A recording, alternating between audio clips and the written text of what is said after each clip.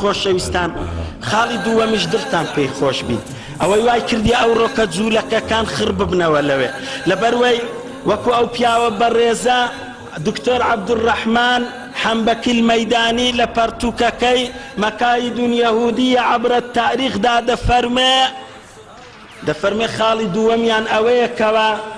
ئەوان ئەو ڕۆزال و موسەیتیرن دێن لەوێ خڕ دەبنەوە خوا مۆڵەتی داینێ لەوەی کۆ ببنەوە و خڕ ببنەوە هەتا ئەو ڕۆژەیان دادێ کە پێغەمبەر فەرمووی عليه الصلاة والسلام لا تقوم الساعة حتى يقاتل المسلمون اليهود وحتى يختبئ اليهودي من وراء الحجر والشجر فيقول الحجر والشجر يا مسلم هذا يهودي خلفي تعال فاقتله إلا الغرقد فإنه من شجر اليهود متفق عليه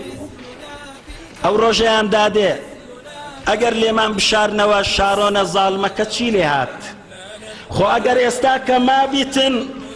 لەو عەزاب و ناخۆشیەی ئەوان لە ئیعلامەکانیاندا دەڵێەوە تۆڵەی خواییە خۆ ئەگەر مردبیش جوولەکە نەوێرن ئاشکرای بکەن ئەوەش زەبانەت و ترسۆنیۆکیەتی جوولەکەکانە لەبەروەی لە ئیسلام هەر قائیدێک شەهید بووبی لە تاریخ و ئێستاش لەگەڕ ئیعلانی دەکەینەوە گەڕاوە لای خوای قائیدێکی دی دادەندرێ لە شوێنی پەروەردەکراو بە قورئانی پیرۆز بە سونەتی پێغەمبەری دڵسۆز عليه الصلاة والسلام بەبێ ترس و بێ باچی لەبەروەی مسلمانان پشت بەخوای دەبەستن بەڵام جوولەکەکان پشت بە خۆیان و بەزل هێزەکانی وەکو ئەمریکای دەبەستن و کردنیانە داردەستی خۆیان پێغەمبەر فەرمووی قیامەت دانایە هەتاوە چینێ شەڕ و کوشتار دەبی لە نێوان مسلمانان و جوولەکەکان هەتا وای لێدێ جوولەکەکان خۆیان لە پەنادار و بەردەکان دەشاردنەوە ئەو جابدار و بەردەکان بەوڵام دێ دەرێوەرە ئەی مسلمان جوولەکەم لە پەنایە بیکوژە دار و بەردیش لە جوولەکەکان بێزارن لەبەر خیانەت و خراپەکانیان بەڵام داخی گرانمنەوەی سڵاح الدینی ئەوەندەی ئیعلام دەکا لۆ جوولەکەی چارێکی ئەوەندەی ئیعلام ناکە بەلای کمی کاکە عەرەبەکان بێدینەکان ناڵێن ئەمە ئەوانەی زوڵمیان لە کورد کرد ناڵێن ئەمە بەڵام ئەوانەی منداڵ و پەککەوتەنە یان مسلمان و بە ئیمانن خۆ مەظلومن وەکو ملەتی کورد بای ئەوەندەی ئێمە بەرگری لەوان بکەین نەوەک بەرگری لە جوولەکەی خوێن ڕێژی زاڵمی ستەمکار بکەین جا بەڕێزان و خۆشەویستان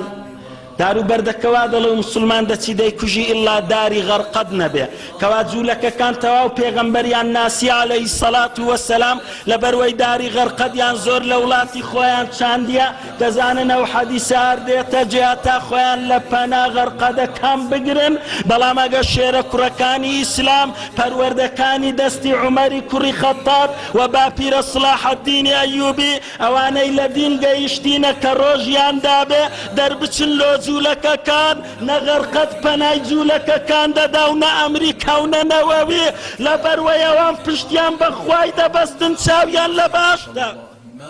ئەو کاتەی جوولەکەکان لە بندێن فەرمودەی پێغەمبەری عەلەیهی السەڵات وەسەلام ئەو جار لە پاشان سەرنج بدەن و تەمەشا بکەن ئەو فەرمودانە هەندێکیان هاتیتە جێ شێخ محەممەد حەسان پیاوێکی داعی مبارەک و ڕێک و پێک و زانایە ئەو زانایە میسریەیە لە حقوق الئیسلامیەیدا دەفەرمێ سەبارەت بەو حەدیسەی پێغەمبەری بادڵی مسلمانان خۆشکەین لەبەروەی ئێمەش قەناعەتی کولیمان وایە زۆر نەمایە زۆرێک لە حەدیسەکانی پێغەمبەری بێتە جێ کە شکستی ئەو ڕۆمیەکانە و شکستی جوولەکەکانە سەرکەوتنی ئوممەتی پێغەمبەری عەلەیهی السەڵات وەسەلام ئەوەی خۆشی دادەبڕی لەو کاروانەی چ وڵامت دەبێ ڕوود ڕەش دەبێ بەرامبەر خوای ڕەب العالەمین ئەجەلیش بەوەی نییە تو بەرگری لە ئیسلام و مسلمانان دەکەی یان قسەی حەق و ڕەوا دەکەی ئەجەل بەوەیە کە خوا بۆی دانای جەلە جەلالوه مەترسێ برای بەڕێزم ئەوە تا ئەو زانا بەڕێزە دەربارەی و حەدیثەی پێغەمبەری عەلەیهی السەڵات وەسەلام دەفەرمێ کاتێکەوە پێغەمبەر عەلەیهی السەڵات وەسەلام فەرموویەتی فرموي لا تقوم الساعة حتى ينزل الروم بالأعماق أو بدابق فرموي قيامت دانايا حتى الروم يكان واتا أوروبا وأمريكا كان حتى نن لأعماق ودابق دانا بزن شيخ محمد حسان دفرمي كأو فرمودي شرح كرديا لكتابكي ولا فضائيات لدراوة دفرمي ايوه بيتان سيرا والله من تمشام كرد تنمانجي رابردو فيجيستا كيزو قواتي امريكيات لو يخوي خر كرده ولا عراق بدا هاد لدابق دابزي او فرمودا كي پیغمبريات جي عليه الصلاة والسلام بس ما أو بيتجه كبيغمبر فرمي عليه الصلاة والسلام فيجتمع إليهم جيش من خيار أهل المدينة باشترين بياوة كاني مدينة لشكريق لويدة كوا إنساني خواينة مدينة بيغمبر عليه الصلاة والسلام كالقري آيني بيروزي إسلام والسنة كاني بيغمبر أو لشكرة دي لقر لشكري أمريكيا كانوا أوروبيا كان كود ابنوا لمنطقة دابق ألوي والروميا كان داوادا كان دلين خلوا بيننا وبين الذين سبوا للقتال دلين وازمان نبين أي جيش لشكري مسلمانا لمولواني لأوروبي وأمريكا كان بوين مسلمان أما هر أوان مان مبستو ديان كجين بلا مسلمان كان دلين نخير إما مسلمانين وأوان برامانين إما وازناينين شر دست بيدكا پیغمبر فرمي عليه الصلاة والسلام سيك يا لشكري دا ترسين وهردين ورادكن فإي مسلمان كان فرمي أو سيكا قد خواتو بيان لي قبولناكا كلو ميدان إرادكن سيك شان شهيد دبنو دا كجرين پیغمبر فرمي عليه الصلاة والسلام قورترين شهيدي سروي زوين لو خارج خواي رب العالمين أو زار فرمي سيكا كيدش دمينين وو أمريكا وأوروبا بيدينا كان هميان لناو دبنو إسلام زاري چتر آلايا كي بسر زويدا دشكيتوا زابر رزانو خوشويستان جولكا كان راستا عنف تندو تيجي وكل بروتوكولات حكماء صهيوناتيا دلين اوقسي خويتيان لمؤتمري صالي 1897 كاتق ميلادي بستايان لبال لسويسراي بسروكاتي هرتزل سياسات قوري جولكا كان إفنجا جمعية جولكي لوي كوبو بونوا كومل قسان اتفاق لسر كرديو يستوى بديار كتو جيب جيدكن يكميان اوي دلين يجب ان يكون شعارنا كل وسائل العنف والخديعة دلين بيوست شعاري ما اوبي همو وسائل كاني تندو تيجي وفرتو في البازي بقرين بر ويجب ان يكون العنف هو الاساس تندو تيجي دبلكنما اساس بي حتى ظال ببين خوامولتيان دادا حتى همو جولك كان لو يخربنا ووتيدقن سركوتونا وچي همو كوبونا او زارو حديثي پیغمبري ديتا عليه الصلاة والسلام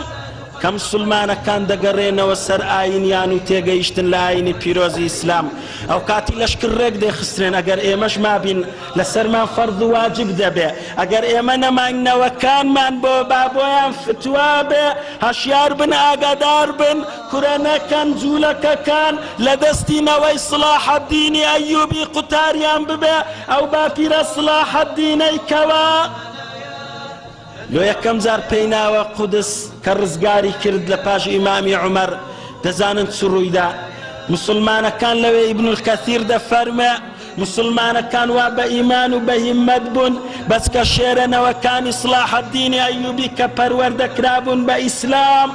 أوانا تسون كاتك ديتيان لسر قبة الصخري صليبي زيرين هيا تسون صليب زيرين كيان شكان أو زار لباشان تكبير يان ليدا حتى دنجان تدابو قتيان الله أكبر درن صليبي وفرنجيا كان أواني لدروي قدسيش بون أميان ترسان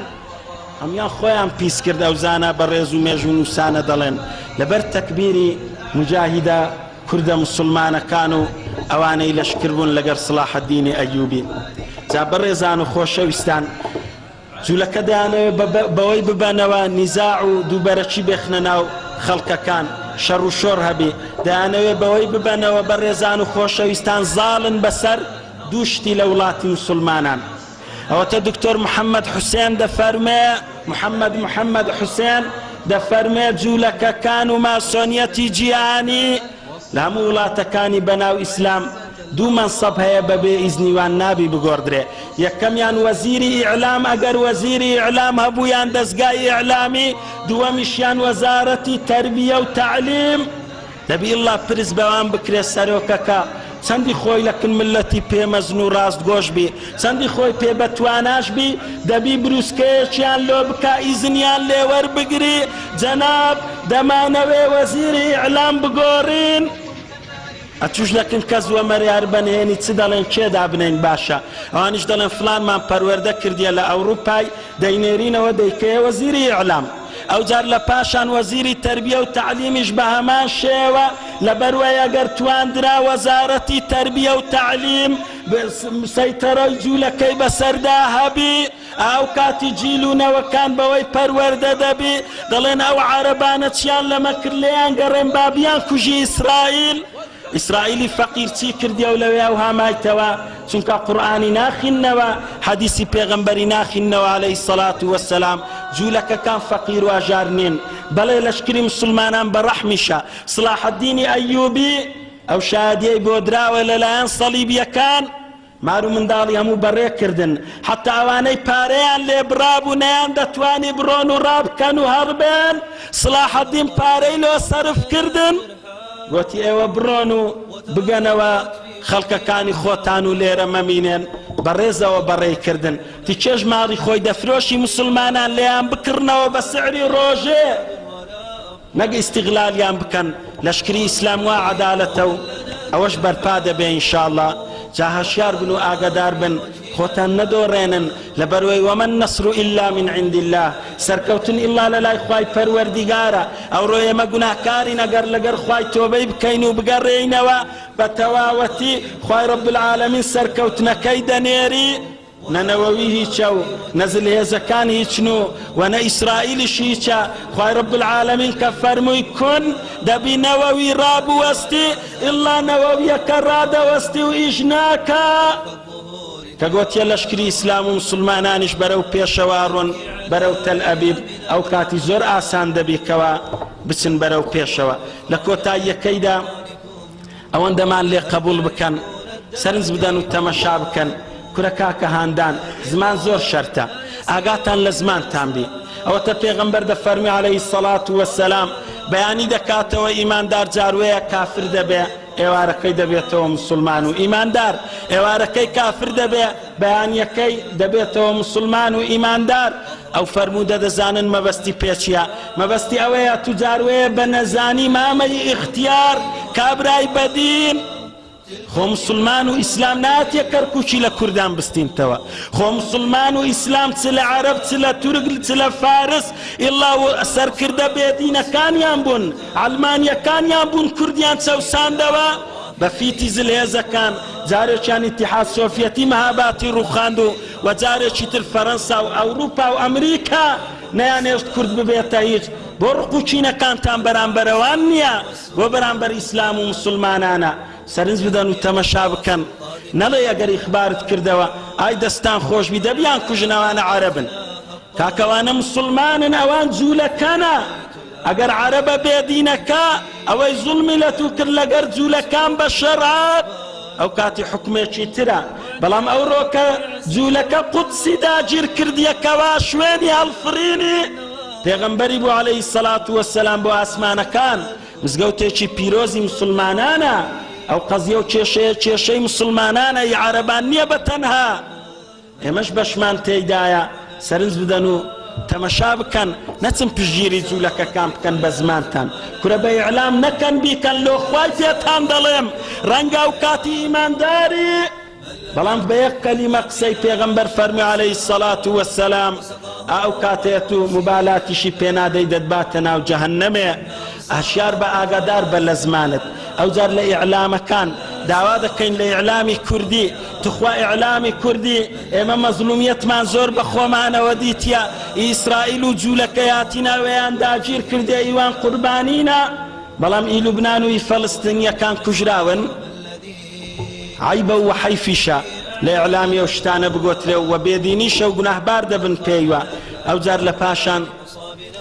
یەکدیهان بدەن بە ماڵ بە دوعا کورە لایەنی کەمی دوعایە مسلمان چ بکەن ئەنگۆ ئەوڕۆ دوعای بکەن لە کاتی شەو نوێژەکان لە کاتەکانی دوعا قبول دەبێ ئەی خوای رب العالمین ئەو جوولەکانەی پێغەمبەرانیان ئەزیەتدایە و کوشتیتیان بە ناحەق فرتوفێڵ بازن فەسادن بێدینن خوای رب العالمین دژبنی تۆ نای خوایە لە ناویان ببەی خوای مسلمانەکان پشتگیری لێ بکەی ئیسلام پشتگیری لێ بکەی ئومەتی ئیسلام عزیز و سەرفراز بکەیەوە بە ئەوە دوعایەکانتان بێەوە لایانی کمی کەوا پێتان دەکرێ و ئەنجامی دەدەن خوای لە خاتری ناوە جوانەکانت لە خاتری سیفات